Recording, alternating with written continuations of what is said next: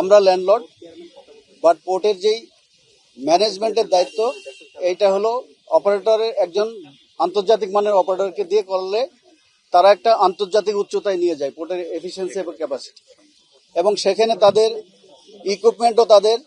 ইকুইপমেন্টের repair maintenance তাদের, এবং এটার অপারেশনের দায়িত্ব তাদের। সেখান থেকে তারা কম্পিট করে প্রফিট করে আমাদের সাথে প্রফিট শেয়ার করবে। ইতিমধ্যে আমরা এই ধরনের 2টা পাবলিক প্রাইভেট পার্টনারশিপে এই প্রজেক্ট করেছি। একটা হলো লালদিয়া, আর তার আগে একটা হয়েছিল আপনার পতেঙ্গা কন্টেনার টার্মিনাল। তো সেই প্রক্রিয়া আমরা এখন বে টার্মিনাল একটা চলতেছে, আর একটা হলো এনসিটি। এখন সবার প্রশ্ন থাকে যে এনসিটি তো একটা চলমান পোর্ট, এইটা কিন্তু ইতিমধ্যে আপনারা জানেন যে আমাদের এনসিটির যে ইকুইপমেন্ট, এই ইকুইপমেন্টের কিন্তু অ্যাভেলেবিলিটি 70% নেমে এসেছে। অনেক ইকুইপমেন্ট অবসলিট হয়ে গেছে, অনেক ইকুইপমেন্ট পুরাতন, এবং এগুলো ম্যাক্সিমাম রিপ্লেস করতে হবে। এখানে অনেক টাকার প্রয়োজন হবে। এই ইকুইপমেন্টগুলো অপারেট করার জন্য এবং মেনটেন্স এবং রিপেয়ারের জন্য এবং প্রকিউরমেন্টের জন্য আন্তর্জাতিক যদি কোনো অপারেটর আসে, তাহলে এটা তারা ওই কম্পিটিটিভ একটা স্টেটে নিয়ে যাবে, অর্থাৎ এখানে কমপ্লিটলি আধুনিকায়ন হবে। এই ইকুইপমেন্টগুলো তারা হয়তো 1 বছরের মধ্যেই পুরো চেঞ্জ করে গ্লোবাল স্ট্যান্ডার্ডে নিয়ে আসবে, এবং এইটা হলে আমাদের দেশে যেই এক্সপোর্ট ইম্পোর্ট বাড়বে এবং ইনভেস্টমেন্টগুলো আসবে, এবং বড় বড় আপনার যে সমস্ত ফ্যাক্টরিগুলো সেগুলো বাংলাদেশে আসার সুযোগ তৈরি হবে। এবং আপনারা জানেন যে আমাদের পার্শ্ববর্তী দেশ ইতিমধ্যেই ইউরোপিয়ান ইউনিয়নের সাথে অলরেডি ফ্রি ট্রেড এগ্রিমেন্ট করেছে, এবং আমেরিকাও তাদের যে আগে যে ট্যারিফ ছিল 50% সেটাকে এখন 18% করে দিয়েছে। সো আমাদের কিন্তু পার্শ্ববর্তী দেশের সাথে কিন্তু একটা বড় একটা চ্যালেঞ্জ তৈরি হচ্ছে। যদি আমরা পোর্টকে আধুনিক মানের করে কম্পিটিটিভ না করি, তাহলে গ্লোবালি না, মানে রিজনালি আমরা কিন্তু খুব কম্পিটিশনের একটা ইয়েতে পিছিয়ে পড়ে যাওয়ার সম্ভাবনা থেকে যাচ্ছে।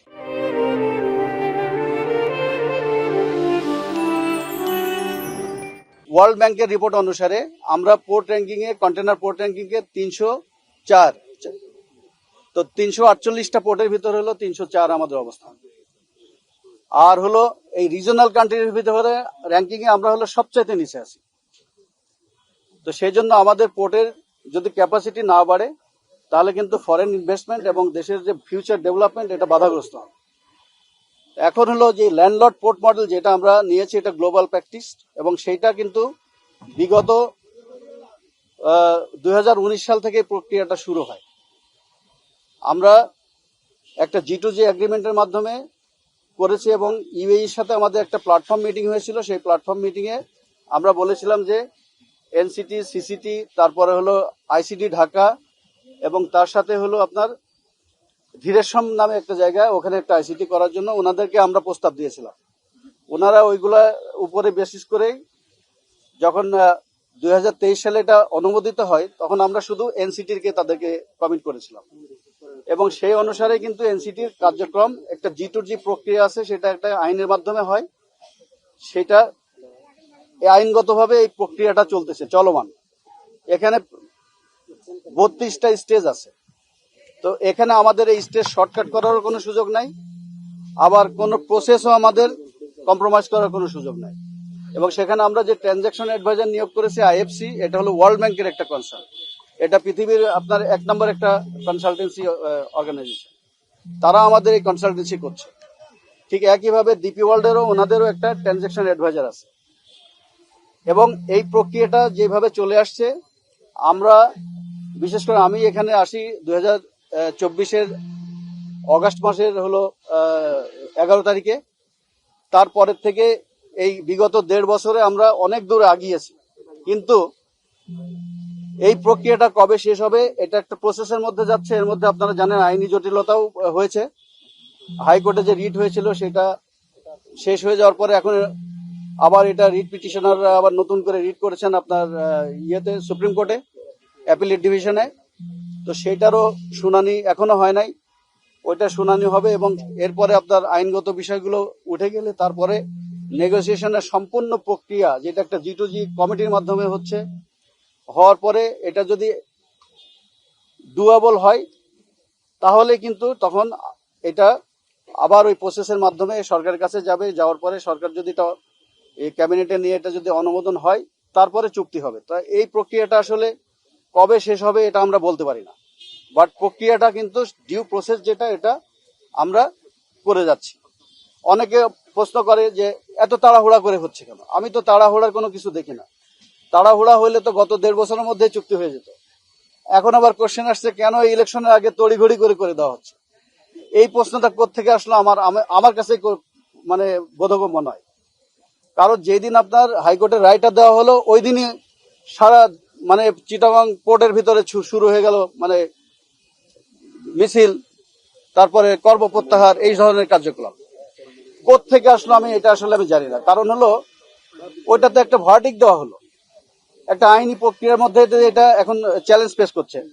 এরপরে এখন আপনার সুপ্রিম কোর্টের প্রসেসটা শেষ হলে তারপরে না প্রসেসটা আগাবে। তার আগে তো আমরা নাইলে তো এটা কন্টেম্পট অফ কোর্ট হয়ে যাবে, আমরা তো করতে পারি না। তা আইনগতভাবে প্রসিডিউরালি এবং G2G যে স্টেপগুলো এটা আমরা সুন্দরভাবে সম্মিলিতভাবে করে নিয়ে যাচ্ছি। এখন ব্যাপার হলো কি জানেন, এটাই হলো আমাদের সমস্যা। ইতিপূর্বে যে প্রসেসগুলো অনেক দীর্ঘ সময় লেগেছে, কারণ দেখা যায় যে ব্যুরোক্রেটিক সিস্টেমের ভিতরে গিয়ে যে গতি পাওয়ার কথাই গতি পায় না। আমাদের এই টেনিউরে হয়েছে কি গতিটা একটু বেশি পেয়েছে, কারণ যে কাজটা হয়তো একটা কাজ 5 দিন লাগতো সেটা হয়তো আমরা একদিনে করে ফেলতে পারছি। এই জন্য একটু সময়টা তুলনামূলকভাবে কম লেগেছে। তার মানে এই না যে আমরা কোথাও কম্প্রোমাইজ করছি বা দ্রুত করতেছি, কোনো উদ্দেশ্য নেই, এটা না। আমরা রাষ্ট্রের যেই পজিশন সেটা হলো অ্যাবসলিউটলি কারেক্ট, যে রাষ্ট্রের সুবিধার্থে, রাষ্ট্রের যেই প্রয়োজনে এবং রাষ্ট্রের যেটার জন্য যেটা সুবিধাজনক হবে আমাদের, সেইটাই আমরা করব। এটা দেশ এবং জনগণের মানে স্বার্থটাকে সমুন্নত রেখে করা হবে। এর বাইরে যাওয়ার আমাদের কোনো স্কোপই নেই, এবং প্রক্রিয়াটাই এমন যে এই প্রক্রিয়াতে আসলে এটা সম্ভব না। এই যে বিভ্রান্তকর কথাবার্তা যেগুলো বলা হয়, ছড়ানো হয়, এগুলো কোনো ভিত্তি নাই। তারপরে আপনার দেখেন যে অনেক তথ্য বাজারে দিয়ে দেওয়া হয়, এই তথ্যগুলো কোত্থেকে কিভাবে দেওয়া হয় এটাও কিন্তু আসলে ঠিক না। এগুলোতে বিভ্রান্ত ছড়ানো হয়। ঠিক আছে, চুক্তি তো না হওয়ার আগে আপনি তো বলতে পারবেন না কি চুক্তি হয়েছে। তো চুক্তি এখনো হয়ই নাই। একটা প্রিম্যাচুর একটা প্রসেস নিয়ে এইভাবে আগের থেকে এটা ভন্ডুল করার আমার কাছে মনে হয় যে একটা অপপ্রচেষ্টা অথবা বাধাগ্রস্ত করার। এবং এইটা আমি আপনাদেরকে শুধু এটুকু বলতে পারি, দেশের স্বার্থে এবং জনগণের স্বার্থে, ভবিষ্যতের স্বার্থে এবং বন্দরের স্বার্থে এইটা যেটা করার সেইটাই হবে। এখন কখন শেষ হবে, কবে হবে, এটা ওই প্রসেসটা শেষ হওয়ার পরেই চুক্তি হবে। কাজে তার আগে এই ধরনের বিভ্রান্তিকর তথ্য আসলে অপপ্রচার করার কোনো অর্থ হয় না। আমি এটার কোনো অর্থ দেখি না। পুরো প্রক্রিয়াটাকে হাইজ্যাক করার একটা অপচেষ্টা, এবং বন্দরকে হাইজ্যাক করে নিয়ে জনগণকে জিম্মি করে এই ধরনের কার্যকলাপে কিছু বিপদগামী কর্মচারীরা তারা এই পথ বেছে নিয়েছে। আমরা রাষ্ট্রের কর্মচারী কর্মকর্তা, আমাদের আনুগত্য থাকবে রাষ্ট্রের প্রতি, আমাদের সংবিধানের প্রতি, আমাদের যে আইন দেওয়া হয়েছে, যে বন্দরের আইন যেটা দিয়ে বন্দর চলে, সেই আইনের প্রতি আমাদের শ্রদ্ধাশীল থাকতে হবে, প্রতিষ্ঠানের প্রতি শ্রদ্ধাশীল থাকতে হবে। এখন সেটা না থেকে কেউ যদি বিপদগামী পথ বেছে নিয়ে অন্য কোথাও গিয়ে তাদের আনুগত্য প্রকাশ করে, এটা তো আমি বলবো যে এটা সম্পূর্ণ কর্মকর্তাদের যেই আচরণবিধি একটা দেওয়া হয়েছে অর্ডিন্যান্স গত বছর জুলাই মাসে, সেটার সম্পূর্ণ ব্যত্যয়। আমরা যেগুলো স্টেপ নিয়েছি সবই আইনসম্মত, আইনগতভাবে। কেউ যদি অবাধ্য হয়ে আইনকে নিজের হাতে নিয়ে নেয়, তার মানে কি আমিও কি আইনকে নিজের হাতে নিব? আজকে যদি আমি আইন নিজের হাতে নিতাম এবং এটার জন্য যদি অন্য পরিস্থিতি সৃষ্টি হতো, তখন কিন্তু আপনারাই আমাকে কোশ্চেন করতেন যে আপনি কেন এটা করলেন। ধর্মঘটের কোনো অস্তিত্ব নাই, এটার কোনো আইনগত কোনো বৈধতা নাই, কারণ এখানে সব ভঙ্গ করেছে তারা। এখানে মেট্রোপলিটন পুলিশ কমিশনার থেকে একটা আদেশ জারি করা হয়েছে 30 দিনের জন্য, যাতে বিশৃঙ্খলা না হয়, সমাবেশ এই ধরনের ইয়ে না করতে পারে। শুধু নির্বাচনী প্রচারণা, নির্বাচনী যে সমস্ত কার্যক্রম, এইগুলো ছাড়া বন্দর অচল অবস্থায় নাই। বন্দর অচল অবস্থা নাই। যারা এটা করেছে, রাষ্ট্র আইন তার নিজের গতিতে চলে এবং রাষ্ট্র সেই আইন মোতাবেক কাজ করছে। আমরা আইনকে শ্রদ্ধা করি, রেসপেক্ট করি, বুঝতে পারছেন তো? সেই জন্য এইটার ব্যাপারে অলরেডি আপনার সমস্ত যে নিরাপত্তা এবং রাষ্ট্রীয় যে সমস্ত অর্গান যারা এই ব্যাপারে কাজ করে, যেহেতু একটা কেপিআই এর একটা ন্যাশনাল কমিটি আছে, এইটার হলো নিরাপত্তার জন্য এটা কি পয়েন্ট ইনস্টলেশন। কাজেই এটার সাথে বাংলাদেশের অস্তিত্ব জড়িত, বাংলাদেশের নিরাপত্তা জড়িত, বন্দরের নিরাপত্তার সাথে দেশের নিরাপত্তা জড়িত। কাজেই এটা হলো রাষ্ট্রীয় কাঠামোর মধ্য দিয়ে এই কাজগুলো হচ্ছে, এবং কোনো ধরনের ধর্মঘট বা উচ্ছৃঙ্খলের কোনো অস্তিত্ব নাই। সেটা আপনারা দেখতেছেন, সব গাড়ি চলতেছে। আমার কর্মকর্তা কর্মচারীদের সাথে আমি কথা বলে আসলাম, তারা বললো সবাই যাবে, তাদেরকে যেন কেউ বাধা না দেয়। সমান হলো বন্দর এখন ওপেন, বন্দর খোলা আছে। আমার কর্মকর্তা কর্মচারীদের সাথে আমি 2 ঘন্টা কথা বলে আসলাম, তারা সবাই কর্মক্ষেত্রে চলে গেছে, যাচ্ছে, কেউ বাধা দিচ্ছে না। আর যদি কেউ বাধা দেয়, আইন সংস্থাকারী প্রতিষ্ঠানগুলো আছে, আপনারা দেখতেছেন, তারা ব্যবস্থা নিবে।